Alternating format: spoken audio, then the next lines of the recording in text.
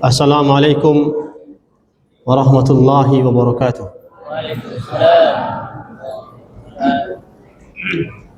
Alhamdulillahi wahda wassalatu wassalamu ala rasulillah Sayyidina Muhammadin ibni Abdillah wa ala alihi wa sahbihi wa man wala.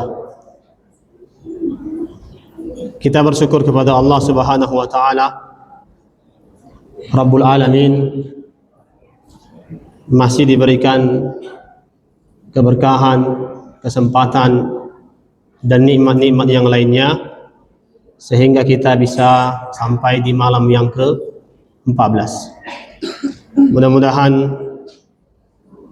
kita bisa menuntaskan Ramadan dalam keadaan sehat walafiat sampai nanti kita berhak dengan perayaan Idul Fitri. Amin ya rabbal alamin. Malam ini tema kita yaitu menjadi pribadi yang lembut di tengah kerasnya dunia. Masya Allah. Bapak Ibu jemaah salat tarawih yang dirahmati Allah Subhanahu wa taala. Kalau kita kilas balik bagaimana sejarah hidup Nabi kita yang mulia Nabi Muhammad sallallahu alaihi wasallam di kota Mekah, itu kita akan temukan penindasan,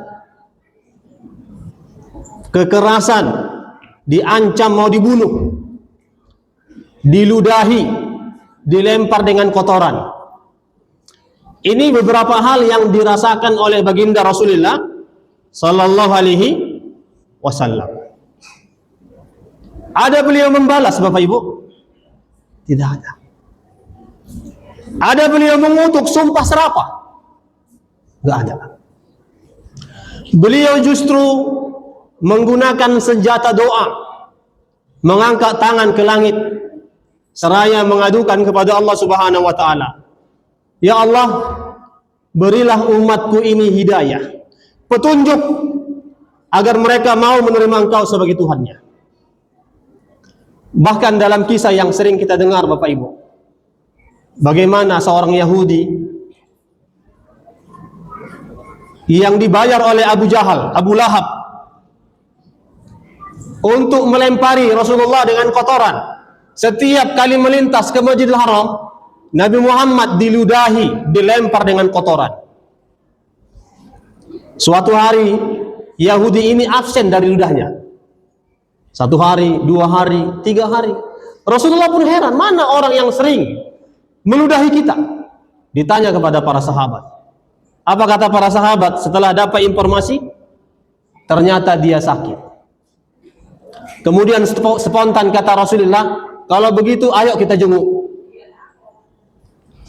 Ketika datang Rasulullah membawa kurma, membawa dirham, diketok rumahnya. Siapa kata wanita ini? Muhammad kata Rasulullah. Muhammad. Diketok lagi 2 kali. Siapa? Muhammad. Muhammad. Muhammad kan cuma 1 di Mekah. Itu pun orang yang sering aku ludahi. Apa dia yang datang? Enggak mungkin. Karena dia orang yang sering aku zalimi. Sampai 3 kali ditanya, siapa? Muhammad. Dia penasaran, jangan-jangan Muhammad yang lain. Ternyata dibuka pintunya Bapak Ibu. Benar, Nabi Muhammad sallallahu alaihi wasallam yang datang. Wanita ini pun kaget Bapak Ibu. Apa kata Rasulullah? Aku dengar kau sakit, maka aku datang menjengukmu, mendoakanmu supaya kau bisa sembuh. Ini kurma, ini dirham, semoga bermanfaat. Wanita itu menangis Bapak Ibu. Apa katanya? Abu Lahab yang membayarku untuk meludahimu sampai sekarang belum datang menjengukku.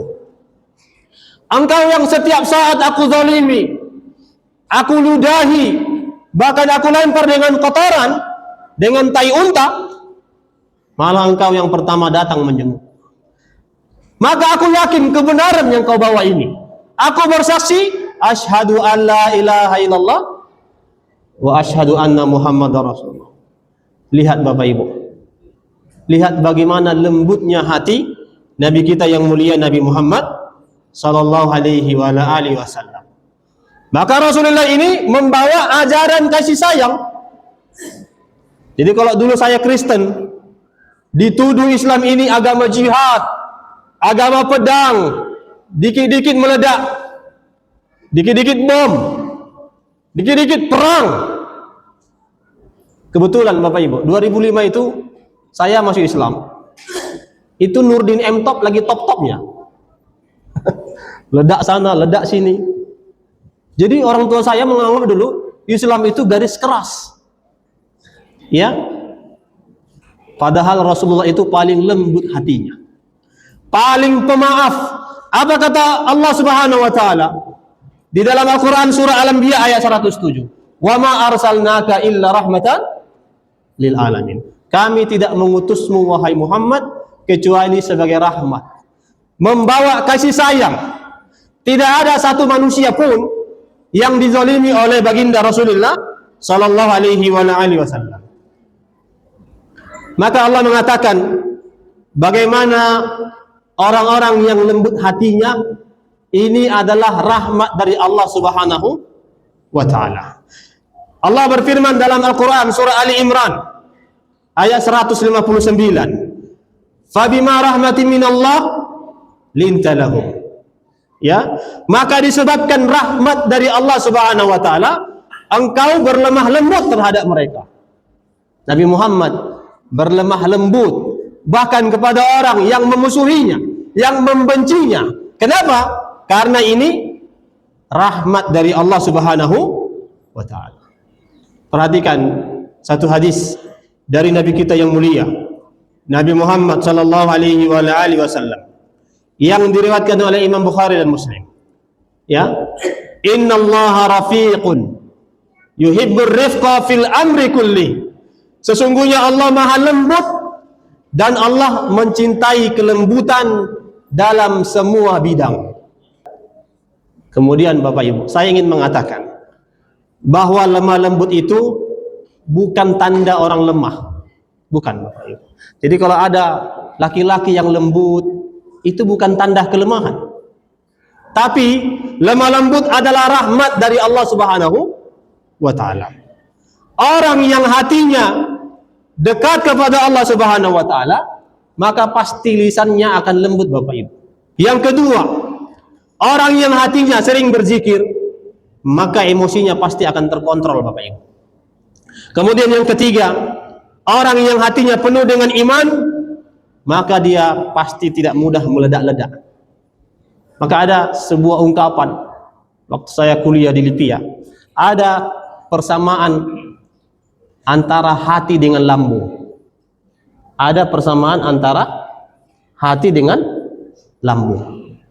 Ya, kalau hati kita, ya, atau saya mulai dari lambung. Kalau lambung ini Bapak Ibu, lambung ini sudah penuh dengan makanan, lalu dihidangkan makanan yang dimasak, dibuat oleh koki yang terhebat di dunia, tapi lambung kita penuh, apa yang terjadi Bapak Ibu? Hah? Tertolak. Makanan seenak apapun pasti akan ditolak. Begitu juga hati Bapak Ibu. Kalau hati kita ini sudah penuh dengan bintik-bintik hitam, dengan noda-noda maksiat, seberapapun nasihat disampaikan, kebijakan agama disampaikan, kalau hatinya sudah penuh dengan maksiat, maka nasihat apapun akan ditolak. Hatinya sudah keras, makanya kata Allah, "Tsumma qasat qulubukum kal hijarati bal ashaddu qaswa." Kemudian hatimu menjadi keras seperti batu, bahkan lebih keras dari batu. Ya. Karena itu Bapak Ibu, jemaah salat tarawih yang dirahmati Allah Subhanahu wa taala, kalau dunia ini keras, hati kita tidak boleh keras Bapak Ibu. Ini dicatat. Hati keras akan menyebabkan mudah marah. Kemudian sulit memaafkan, sulit menerima nasihat, dan sulit menangis ketika mendengarkan kebaikan, ketika berdoa, hatinya tidak akan lembut kepada Allah Subhanahu wa taala. Rasulullah bersabda, "Ma kana ar-rifqu fi syai'in illa zanahu, wa la nuzi'a min syai'in illa syanahu." Tidaklah lemah lembut ada pada sesuatu kecuali dia akan menghiasinya.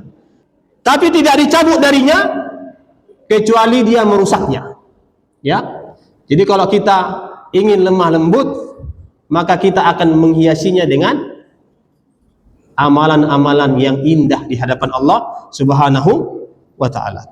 Jadi Bapak Ibu, kita ulangi bahwa lemah lembut itu bukan tanda kelemahan.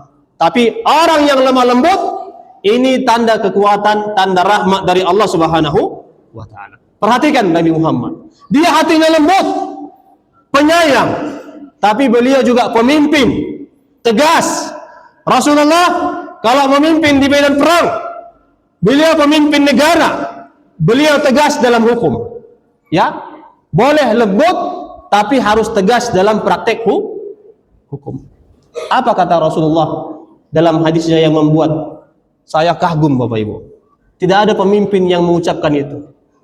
Kata baginda Rasulullah, masalah hukum ini, "Lau anna Fatimah binti Muhammadin syaraqat la qata'tu yadaha."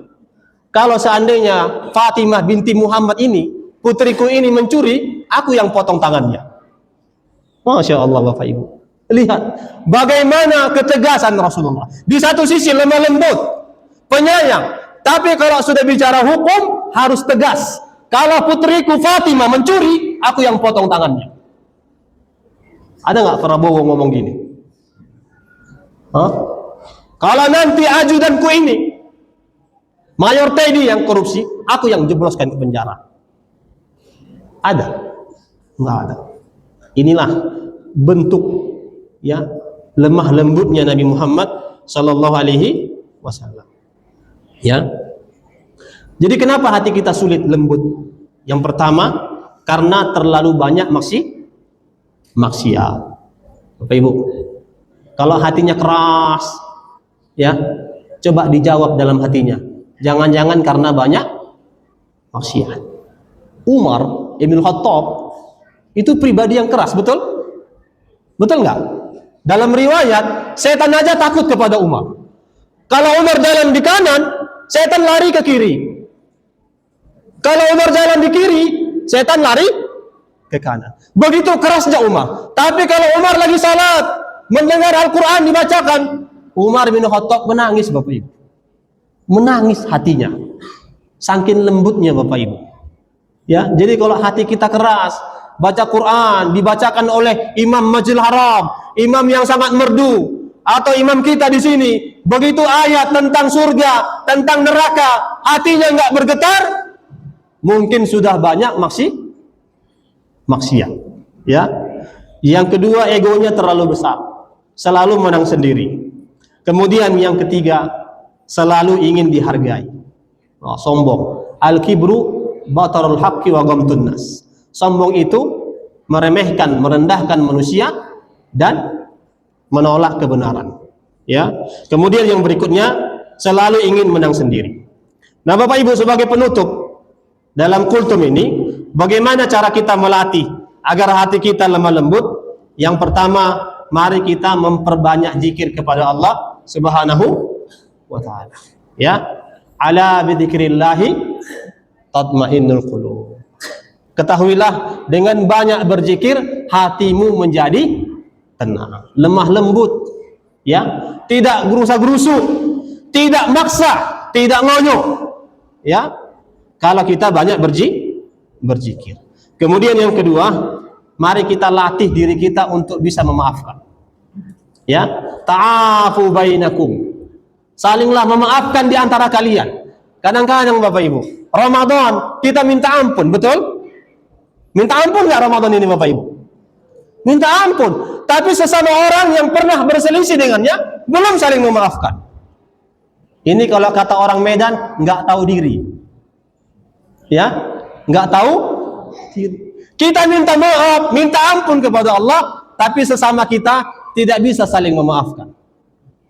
Harus tahu diri Bapak Ibu. Kalau kita ingin minta ampun, minta maaf kepada Allah, maka ta'afu bainakum. Salinglah memaafkan di antara kalian. Kemudian yang ketiga, mari kita ingat betapa lembutnya Allah kepada kita.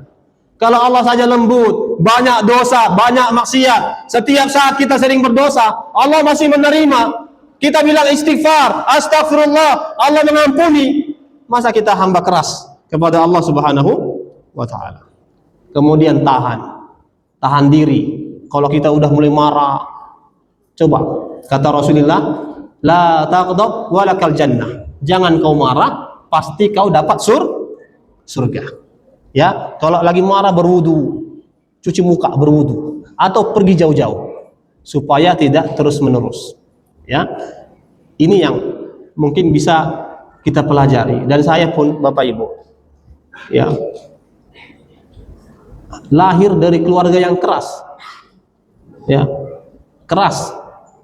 Bayangkan orang tua saya usahanya dulu BPK, tahu BPK? Babi panggang karo. Ya. Jualan itu dulu kami Bapak Ibu, potong. Tiap hari saya motong. Ya, dihiasi dengan minuman. Tua, bir, vodka, ya. Ini kepala saya ada belah di sini. Bekas hantaman botol waktu mabuk, ya. Tapi saya jina ini katanya. Kata orang, saya Batak yang sudah jina. Kenapa? Karena Islam. Lihat wajah saya ini, putih kan Bu? Ini kenapa ini? Karena sudah kena air wudhu. Dulu jerawat batu semua ini, pejabat, pengusaha jerawat batu. Tapi bersinar sekarang. Kenapa? Karena sudah ada cahaya Islam. Hati saya menjadi lembut. Mudah-mudahan puasa Ramadan ini menjadikan kita hamba-hamba yang hatinya lembut kepada Allah Subhanahu wa taala dan kepada sesama kita. Amin ya rabbal alamin. Kita tutup dengan doa kafaratul majelis. Subhanakallahumma bihamdik asyhadu an la ilaha illa anta wa astaghfiruka wa atubu ilaik. Wa akhiru kalam. Assalamualaikum warahmatullahi wabarakatuh.